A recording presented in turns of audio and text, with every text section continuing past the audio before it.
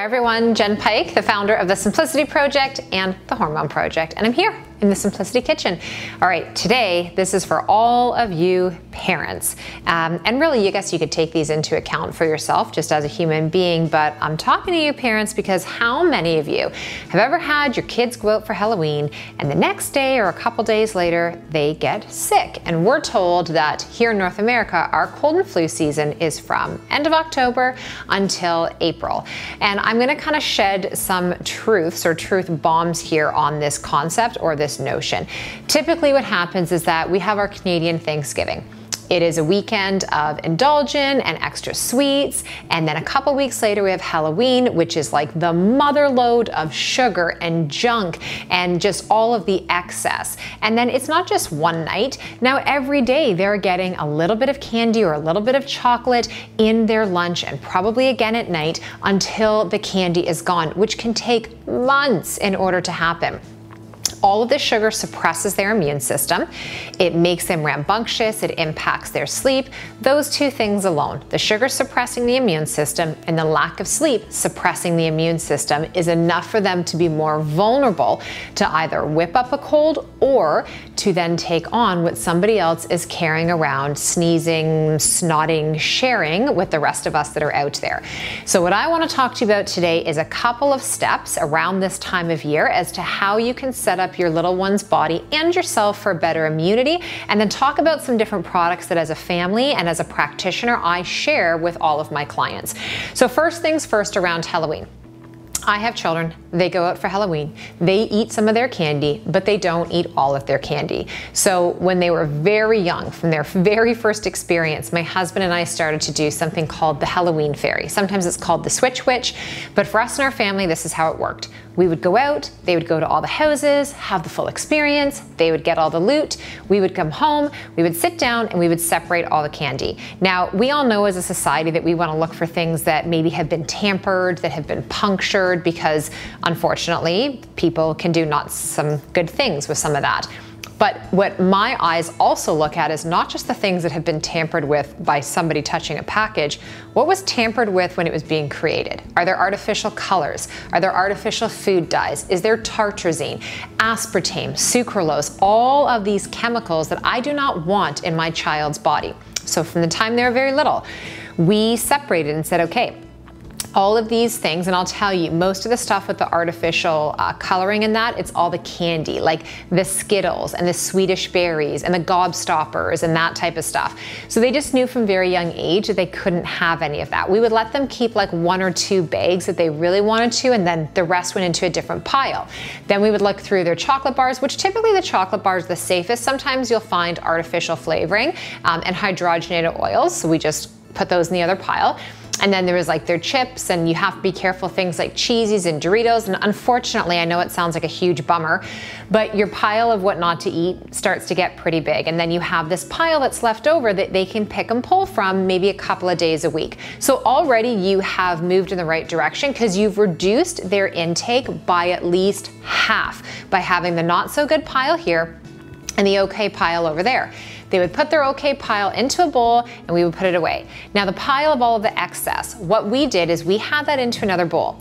We would tell them, okay, we need to put it outside for the Halloween fairy now. So when you go upstairs and get your jammies on, the Halloween fairy or the switch witch is going to make the trade, and they're gonna take your candy for other kids who couldn't have candy, or we don't know what they do with it. She just takes it and does something with it, and you're gonna get a little gift in exchange. And so they loved this growing up.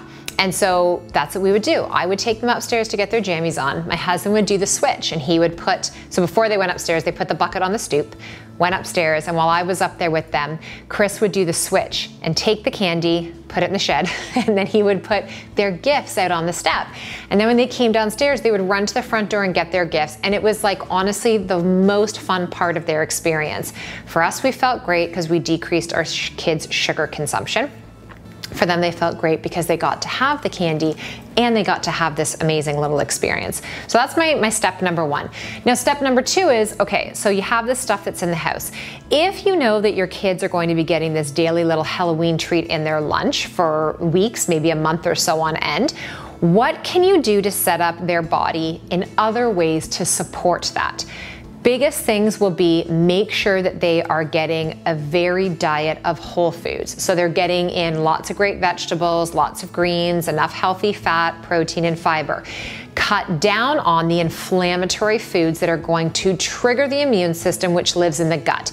So these same foods that cause them constipation, that cause them irritation, that cause them eczema, any of those inflammatory issues, their chronic ear infections and sinus issues. So dairy, it's the hugest one. Cow's milk and yogurt and cheese needs to come out 100%. And some people are like, oh, 100%.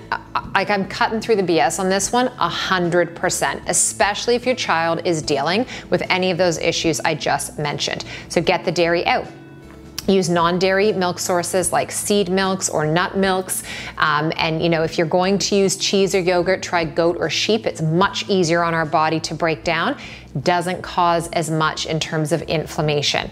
The next thing would be get rid of any other sugar they're having. So if they're gonna have a chocolate bar at lunch for their snack, don't send them a juice box. Don't send them, you know, or give them orange juice in the morning and then send them a cookie as well as their chocolate bar. Cut it down that way. When they get home from school, give them a really grounded snack or prep for your daycare or your childcare to have that for them to help to reestablish good blood sugar in their body. Get water into their little bodies. They need so much more water than we think that they do. So eliminate the juice in the morning, eliminate the chocolate milk, get rid of the pop, get rid of the juice boxes. If that's all that you did, that right there would be a huge difference, because one serving of juice is an average of 24 to 30 grams of sugar. For little ones, they really shouldn't be taking in more than 40 grams of sugar in a whole day. So if they're getting that in that juice box, you can see how all of a sudden this starts to kind of like spiral and snowball out of control. The next thing is looking at, okay, nutrient-wise, what are the things that we can actually offer them in terms of like vitamins and minerals and supplements to help to support their body? Now, if you've been following me for a long time, you know I talk about my foundational 5. I write about it in the Simplicity Project as well. The foundational 5 are Juice Plus, okay, so this for adults, these are like, you know, your capsules. I keep them in bowls all around the house because we just grab them and put them in. What is it? It is non-genetically modified fruits and vegetables in a capsule. That's it. So easy. 12 years we've been on this. Chris, my daughter Emerson, and I take the capsules.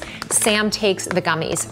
Beautiful part about this, when you as an adult take your Juice Plus, your child, so one adult and one child, your child gets it for free, okay? The second thing are megas. So you could do a fish-based oil. I love companies like Genuine Health, I love Asanta, Nordic Naturals, Carlson, and plant-based, I love the Juice Plus. What I like about this for your little ones, like my son Sam, he can't do the fish oil, he's like, ugh, and he can't do capsules. But this, I give him, he chews on it, all the oil comes out, and then he just discards the capsule. It's also really good for skin issues, rashes, even on your pets. So you just take a sterilized pin, puncture it, squeeze the oils into or onto that area and rub it in, and it's going to make a big difference. The third foundational is a probiotic. Now there's a couple here that I like for kids.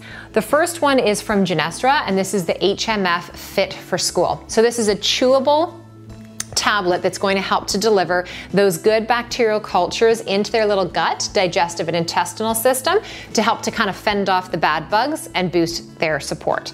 The other one is Genuine Health, and this is their shelf stable. So if you're like a lot of people where if you have supplements in the fridge, you forget to use them, this is shelf stable. It's a capsule, so you do swallow this one, and it's fermented. So this is a blend of many different types of cultures, and so often we're worried about, well, how many billions of CFUs are in it? It's not so much the potency, it's the variety of multiple strains, because we are made up of many, many different strains, and so we're trying to match that internal environment. And then we've got vitamin D. So, you know, for me, I don't refer to October to April as cold and flu season. I refer to it as we aren't getting outside enough season. We aren't getting the fresh air. We aren't moving as much. If you have kids that are inside that are on devices, or like I can't even, we don't own it, so I don't really understand a lot of it, but every parent I know is so fed up with Fortnite. So if you are in an environment where your kids are just hyper-focused and glued to an electronic, they're not getting the fresh air, they're not getting the exposure to the sun, they're not getting enough vitamin D. Being outside also exposes us to environmental environmental pathogens and things that help to, you know, kind of naturally inoculate our system and help to build up internal strength and resiliency in our gut. So if you're not getting outside regularly, you want to be adding in the vitamin D, and I think you should even if you are getting outside. Little ones, I would start with 1,000 international units. I like droppers, and I'll show you how easy this is, okay? So you got to remember, if you're taking hard tablets, like the 1 a day type of things, and everything is a pill, and you already have difficulty digesting food that you are chewing and masticating, that is being broken down with acidity in your body and enzymes, and you still see it in your stool, or you're not pooping, how in the world do you think you're absorbing and breaking down a tablet? You aren't. So our vitamin D goes like this. 1 drop for your little one, lick it off the hand. Okay? It's citrus flavor, it's totally fine. The bigger they are, the more drops we add on. Oh, I'm big. I take 5,000 international units on a daily basis. In the summer, maybe I'll only take 2,000, but this is a great way to boost up that immunity. And we'll link up the companies for you. Magnesium. Magnesium is one of the fundamentals. We are very deficient in this mineral. It is one of the minerals that makes up our body, and it is involved in every function from immune regulation to blood pressure, hormone regulation, digestion. It's also deeply connected to how well you have the ability to rest and fall asleep. So if you have restless little ones, they're all over the bed. They sleep upside down, sideways. They're like a little octopus. Magnesium into their system before bedtime. Now this is a bisglycinate from Camprev that I love, but it's a capsule. So if they can't do that, you want to get them in the calms. Now we took our calms out of the container and put it into one of our glass jars with the appropriate measuring spoon, but this is a citrate, and this you would just add with water before they go to bed. I would say to do it maybe within an hour of dinner, and it's going to help to calm their little body down, help their sleep, and for your constipated child, the magnesium citrate is going to be the best form to help to unbind what's going on in their gut and to encourage that peristalsis, the contraction of the intestinal system, to push their stool out. The other thing at night, if they're not sleeping well, this is a really great company that I love called Tranquil Sleep, and it is a chewable tablet that they would take. And I will give this to the kids sometimes if they've had hockey late or dance. And it's a combination. So it has 5-HTP, which works on the neurotransmitters. So if they're feeling anxious, if maybe something sad or scary happened in the day, or they're just feeling overwhelmed and they can't settle. It also has L-theanine, which L-theanine, I describe it as like warm hands on your shoulders, just like calming you down. And then it has a little tiny bit of melatonin. I don't have a lot of success with just melatonin on its own. I really think it's a synergy of trying to group some things together, and this is a really good one to go with. So this is by Natural Factors. Vitamin C is always a great one to boost their immunity. First sign of any little bit that's going on, I will give my kids, their ages 10 and 12, about 2,000 milligrams of, or grams rather, of vitamin C. How do I know if I've given them too much? They will have looser bowels. And if that's what happens, I back off 1,000 grams at a time until I kind of find that sweet spot. But you can be doing some ascorbic flushing where you're actually taking higher doses, and that's going to support the immune system and your body's response overall. Now, talking about tinctures in different ways, there are different things that I would maybe use as an adult, like oil of oregano. But with children, it's very hard to get it into them. It's very hot. You know, that's something where you could try that on them. They might have a bad experience and they might not be willing to try it again. So it's not what I'm going to recommend to you. Instead, I love the lineup from St. Francis. I do not work for this company. I literally just pulled these out of my cupboard to show you because I believe in them so much and love, and they work. So Deep Immune, this is a tincture. This is the adult one. Then they have one for children. So from those cooler months into when we get into summer, again, October to April-ish, we take our Deep Immune on a daily basis. Now, if you get sick, you stop taking it because you don't take immune boosters like this specifically once you're unwell. You would kind of shift your focus. But this is preventative to help to build up. And when you're doing all these things, it doesn't mean you're never going to get sick. It just means that maybe you won't get as sick and you'll get through it a little faster. So they have a bunch of different ones. They've got a respiratory based one if it's all in the chest. They have an echinacea one that, again, at the initial onset is good to just kind of like kick it up a notch and get it out. This is my favorite for if you have little ones that have a lot of ear issues, so ear infections, built up ear wax. I've never had a family that I've worked with before that has tried this that has had to go on antibiotics for ear infections.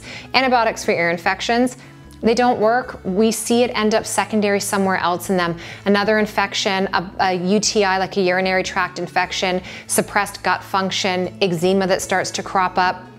I'm telling you, get a homeopathic remedy into their little body. Get a homeopath on your health team and tribe, or naturopath as well. And then this St. Francis ear oil with garlic. You're going to have them lie on their side. You're gonna put a couple drops in their ear. You're gonna massage all around here into the lymph glands, and we're gonna be working on this drainage, and then you're gonna do a little warm compress on that ear for them. Okay, so it can work its way down. Once they've done that side for a little bit, if it's on the other side, you can do it there too. Every family needs to have this in their arsenal. I swear by it.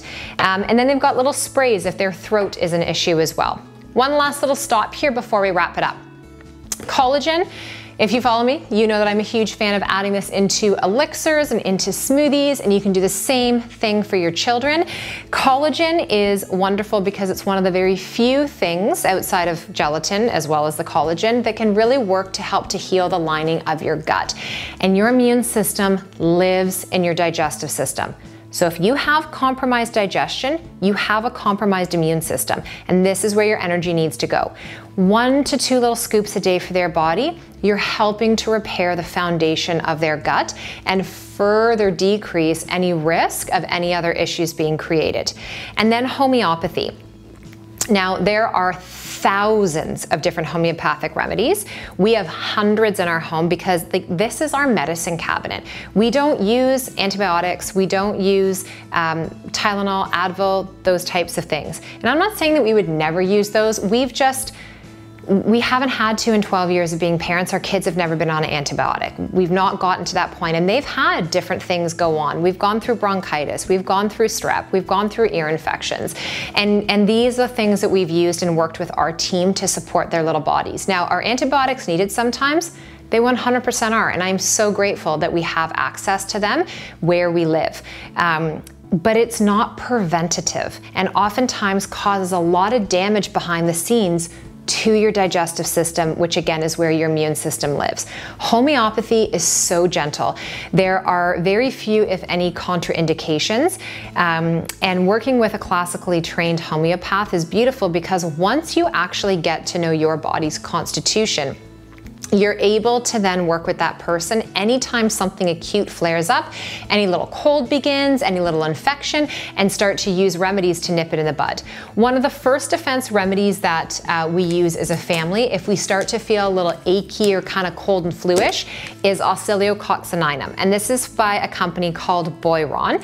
You can get this at your health food stores, even in the natural health food section of places like Zehrs and Superstore. Now, it's 1 vial. Now, the company can tell you to use 1 vial because you can't overdose on these, but you don't need 1 vial to get its effectiveness. You would open this up, it's tiny little pellets. You would do 1/3 of the vial, and then 2 more times throughout the day, do another 1/3, and then another 1/3. So 1 vial can last you 1 day instead of 3 vials in 1 day. So it's just a little tip that I've learned over the last few years of working with these. And then sometimes you'll find your remedies like this. They're gonna cost you about $7 a vial, very inexpensive, and tailored to the signs and symptoms going on, and same thing with tissue salts. What I love the most about homeopathic remedies and getting your family introduced to working with a homeopath is that homeopathy does not treat only your symptoms. So you can have mucus, congestion, a cough, a raging sore throat, painful left ear. They take those things into account, but then match it with your mental and emotional picture as well. What was going on leading into this? Are you thirsty? Are you not? Do you want to be under the blankets or over the blankets? Like all those little things. So a lot of things we've talked about here. You can tell I'm like super passionate about all of this because I've seen and felt the difference. Ask us any questions that you have. Maybe you don't know a homeopath, how to find one. Let us know and we can help to teach you how to kind of post it and put it out there to get one into your life. And if you have any questions specifically about any of these products, respond to this email, let us know, or comment below. I hope that this has you kind of cruise through this year's Halloween and have your family feeling healthy, energized, and vital. Wishing you all more simplicity and more ease in all that you do. Have a fantastic day.